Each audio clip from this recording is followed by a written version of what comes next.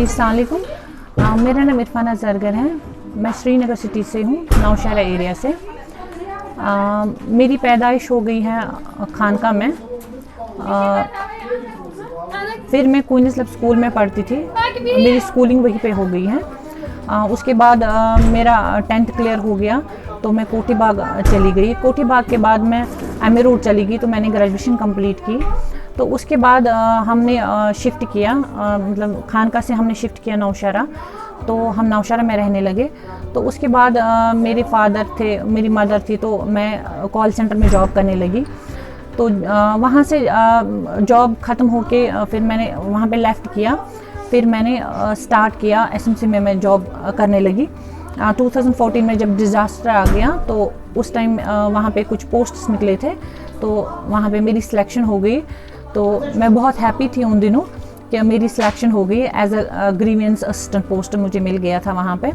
वहाँ पे कमिश्नर साहब मिस्टर कस्बा साहब थे, तो उन्होंने मुझे बड़ा अप्रिशिएट किया कि आपने कॉल सेंटर में ऐसे कॉल्स वॉल्स लेते थे, आपको बड़ा मतलब वहाँ पे इतने अप्रिसिएशंस मिले हैं। स्टार ऑफ द मंथ मुझे मिले थे वहाँ पे कॉल सेंटर में, या मतलब स्टार ऑफ द ईयर मुझे मिल गया था। तो उन्होंने मुझे बोला कि हम अगर आपको यही पोस्ट दे देंगे तो आप यहाँ पे कर सकती हैं। तो मैंने बोला सर आप मुझे एक ट्रायल दे दीजिए, तो अगर आपको लगा मैं ठीक कर रही हूँ तो मैं कर सकती हूँ। उसने बोला हाँ अब मुझे लगता है यू कैन डू इट। तो मैंने भी बोला सर आप ठीक हैं। तो उन्होंने मुझे पहले बोला कि अगर आपने ठीक नहीं किया तो मतलब हम आपको सैलरी भी नहीं देंगे। तो मैंने बोला ठीक है सर। तो उन्होंने मेरी ट्रायल ली डिज़ास्टर में ही। तो अल्लाह का शुक्र है कि मतलब वो मैंने क्लियर किया, मैंने क्वालिफाई किया वो। तो उसके बाद मेरा एसएमसी में जॉब लग गया एज अ ग्रीवेंस असिस्टेंट। तो आज की डेट तक मुझे 5-6 साल हो गए, मैं वहीं पे अब काम करती हूँ। फिर मेरे पापा की डेथ हो गई। वो 2013 में मेरे पापा की डेथ हो गई और 14 में मेरा मतलब जॉब लग गया था। तो मैं बहुत डिप्रेशन में चली गई थी कि मतलब अब मेरे पापा नहीं हैं, मैं क्या करूँगी। और मतलब ये जो मैंने नैपकिन्स का मतलब इनिशिएटिव स्टार्ट किया था, तो मेरे दिमाग में आ गया कि मतलब जब मैं घर में थी तो मैं अपने ब्रदर्स को भी नहीं बोल पाती थी कि मतलब हमें ये चीज़ें चाहिए। मैं बहुत शाय फील करती थी। फिर एक दिन मेरे दिमाग में कॉन्सेप्ट आ गया मैं पापा के लिए कुछ ऐसा कुछ करूं मतलब जिससे पापा को मुझ पे गर्व हो जाए। तो मैंने कोर्ट रोड लाल चौक में एक वाटर पॉइंट बनाया, उसके साथ छोटा सा एक वॉशरूम मैंने बनाया, जिसके साथ हमारी एसएमसी ने एक बड़ा ये किया, उन्होंने वो जॉइंट बना दिया और टाइल्स वगैरह लिए बना के मतलब बहुत खूबसूरत बना दिया वो उन्होंने। तो नेम प्लेट भी मेरे पापा का लग गया वहाँ पे। तो वहाँ पे लेडीज़ वहाँ पे आती थी जाती थी, फिर मैं हर संडे को वहाँ पे वॉशरूम में जाती थी और वहाँ पे सैनिटेशन करती थी। उससे मुझे थोड़ा अच्छा फील हो जाता था कि मतलब मेरे पापा अलाइव हैं। माँ बाप इतना कुछ करता है अपने बच्चों के लिए, हम कुछ भी नहीं करते हैं मुझे नहीं लगता है। उसके लिए ये एक छोटी सी शुरुआत भी बहुत कम पड़ती है। तो मुझे लगा कि कहीं ना कहीं कि अगर हम ये चीज़ें करेंगे तो शायद मेरे फादर को मुझ पर प्राउड फील होगा।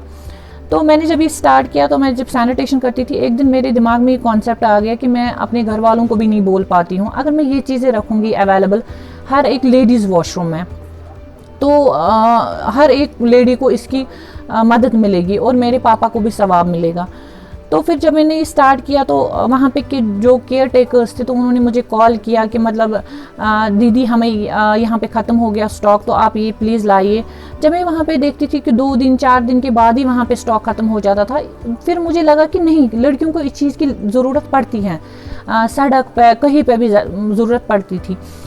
तो फिर मैं वहाँ पे रखती थी। जब लॉकडाउन ये कोविड-19 की वजह से मैं फिर मतलब वॉशरूम्स तो ऑल ओवर बंद ही थे यहाँ पे कश्मीर में।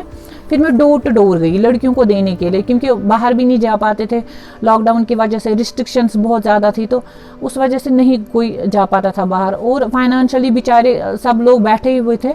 तो मैं उनके घर तक जाती थी। एक पोस्ट मैंने शेयर किया, FB पे किया, ट्विटर पे किया, तो फिर वो मुझे कॉल्स करने लगे। यहाँ पर भी मैं आ गई तो इन्होंने भी मुझे कॉल किया। हर महीने कॉल्स करते हैं लोग मुझे कि हमें दीदी ये चीज़ें चाहिए, तो मैं उनको प्रोवाइड करती हूँ। मुझे चैरिटी करनी होती है हम बाबा के लिए हर महीने, तो मुझे लगता है इस टाइप की चैरिटी अगर हो जाएगी तो वो ज़्यादा अच्छा है, क्योंकि इससे लड़कियों को फ़ायदा मिलता है। जहाँ तक फैमिली का सपोर्ट है, मेरे घर वालों ने कभी भी, इवन कि मेरे पापा भी जब थे तो उन्होंने भी मुझे कभी नहीं रोका है किसी काम के लिए, क्योंकि आज तक मतलब जो भी मैंने काम किया है मैंने अच्छे काम किए हैं।